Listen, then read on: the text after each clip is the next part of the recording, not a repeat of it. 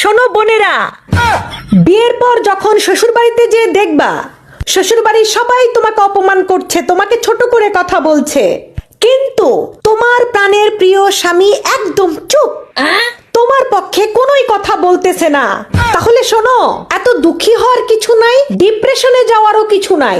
তখন তুমি বুঝে নিবা যে তোমার স্বামী চাচ্ছে তুমি নিজে পুরো পরিবারকে সোজা করো। সে চুপ থেকে এটাই প্রমাণ করতে চাচ্ছে যে তুমি লড়তে শেখো। কতদিন আর স্বামীকে বলবে আমার পক্ষ হয়ে কথা বলো, আমার পক্ষ হয়ে কথা বলো, আমার অবস্থান শক্ত করো সংসারে, ঠিক আছে? সে চায় যে তুমি তোমার লড়াই নিজে কমপ্লিট করো, নিজের অধিকার নিজে বুঝে নাও। বুঝতে পেরেছো?